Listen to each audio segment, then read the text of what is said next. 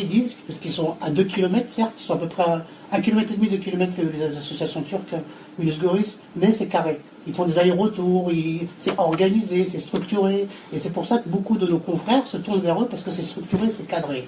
Et nous, on se retrouve à l'Azizia, il faut que tu payes le taxi, il faut rajouter ceci, c'est du grand n'importe quoi, on passe par des intermédiaires dans ce sujet, c'est du flou juridique, c'est du grand n'importe quoi depuis les années 90. Mais maintenant, il faut commencer à cadrer les choses, quoi. Donc c'est pour ça que je réponds à l'auditeur, c'est vrai, nos frères, nos confrères, nos sœurs frères se retournent vers les Turcs parce qu'ils sont plus cadrés, et c'est plus structuré, et sont un petit peu moins chers, c'est vrai. Mais il y a une faille juridique que je vais dire ce soir, il y a une faille juridique. Comme je vous l'ai dit tout à l'heure, que dit la Commission européenne? Elle dit qu'un consommateur peut partir avec... Il a deux solutions. Soit il part avec les agences de voyage, c'est-à-dire vous, cet axe-là, soit il a une solution qui s'appelle l'associatif. L'associatif, c'est deux sorties dans l'année. Au-delà de 2 sorties dans l'année, on peut avoir l'extension d'immatriculation touristique. Cette extension d'immatriculation touristique nous permet à nous d'avoir les mêmes garanties financières qu'une agence de voyage. C'est-à-dire que pour nos propres adhérents, ce que j'ai découvert, parce que personne ne le sait, ça s'appelle une faille juridique.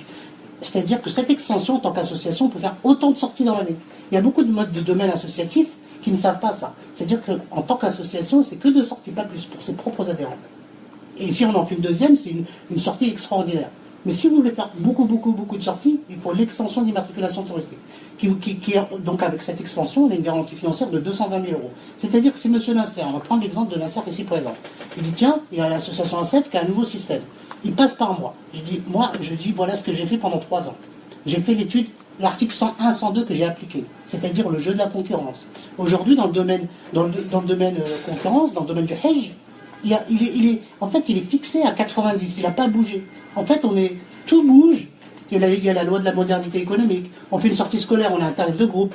On fait une sortie, on prend l'avion, on a des tarifs de groupe si on est plusieurs. On va n'importe où, on a des tarifs de groupe. Moi, je ne comprends pas. Nous, en tant qu'association ACEF, et tous ceux qui sont au sein de l'association, on prend le problème à l'envers. Sur le terrain, depuis 3 ans, on pose des questions aux gens. Oui, le Hajj, il y a un problème. Moi, je l'ai fait, ça ne me concerne pas. Mais moi, ça m'interpelle parce que le Coran, il dit bien, ce que je veux pour moi, je le veux pour mon frère. Après, quand je pose d'autres questions à d'autres personnes, il y en a qui disent oui, on ne peut rien faire. Mais à un moment donné, c'est 27 ans que ça dure, à un moment donné, il faut faire quelque chose. À un moment donné, il faut. Et donc, c'est le juridique. Et le juridique, il m'a pris 3 ans, mais c'est le juridique. Donc, avec ce système-là, une association peut, pour ses abonnés, que ce que j'ai fait. Donc j'ai appliqué le 101, 102. J'ai écrit dans toute l'Europe, j'ai écrit aux agences de France qui ne répondent pas, bizarrement, pour avoir des tarifs de groupe. Je dis bien tarif de groupe et pas de rabais de fidélité. Rabais de fidélité, c'est tout à fait autre chose. Rabais de fidélité, c'est tout à fait autre chose qui se passe en France. Alors, le tarif de groupe, c'est comme la loi Macron, la loi Hamon, la loi de la modernité économique de 2008.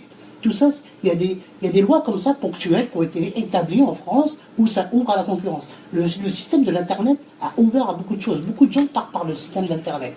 Il y a une nouvelle directive qui va arriver, qui va être transposée le 1er juillet 2018. Que dit cette directive? Aujourd'hui, le consommateur, il était consommateur, ça date du 13 juin 90. Sauf que l'explosion d'Internet, on peut faire avoir le choix. C'est-à-dire donner le choix. On n'est pas obligé d'aller aux 5 étoiles, on fait ce qu'on veut. J'ai envie d'aller aux 3 étoiles, j'ai envie de baisser le prix. J'ai pas envie de prendre ton 5 étoiles, j'en veux pas. Ça s'appelle donner le choix. Il y a des associations, des mosquées qui font du paracommercialisme, ou des associations qui font du paracommercialisme, qui disent oui, Hajj, préparez-vous, mais qui, dans leur flyer, c'est pas indiqué pour nos propres adhérents, il faut le mettre ça. Parce que c'est interdit sinon. Il faut mettre pour les propres adhérents, sinon c'est assimilé à du paracommercialisme, ce qui est interdit.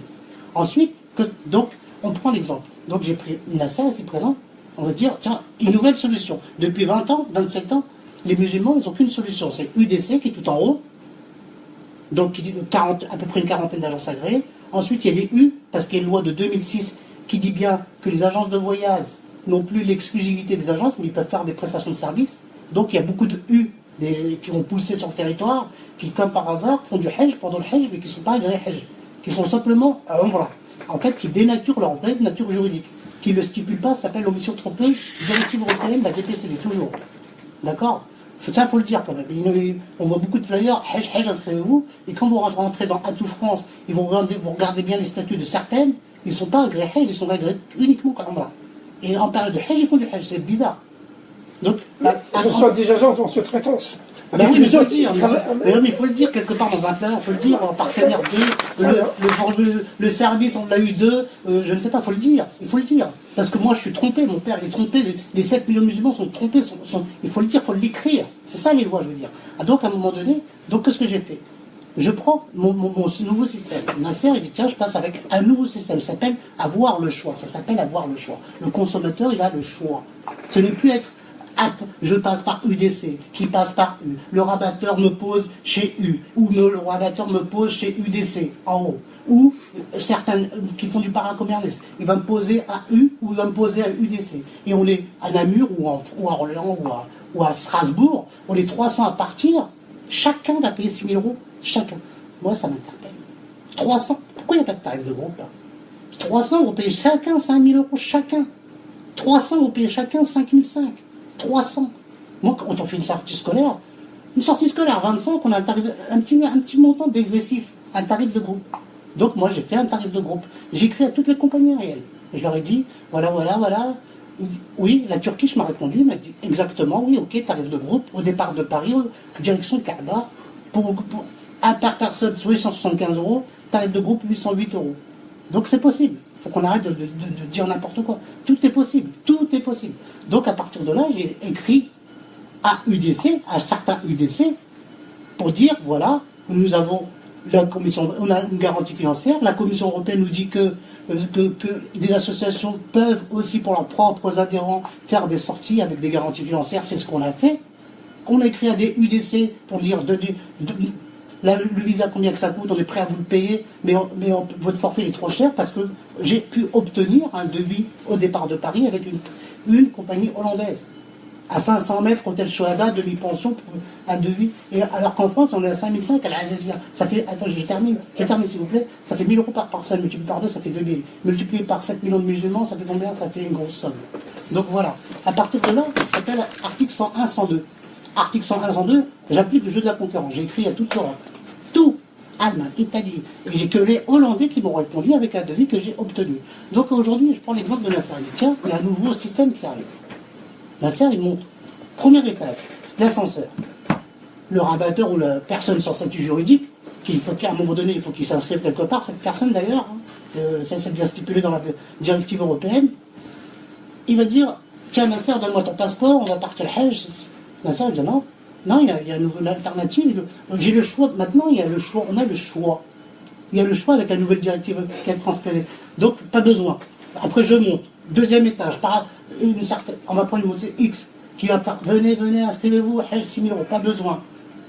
2 de moins dans la chaîne. Troisième, U qui dit viens, pas besoin. Parce que j'ai les mêmes capacités juridiques. Au niveau loi, j'ai les mêmes capacités juridiques que U. J'ai pas besoin.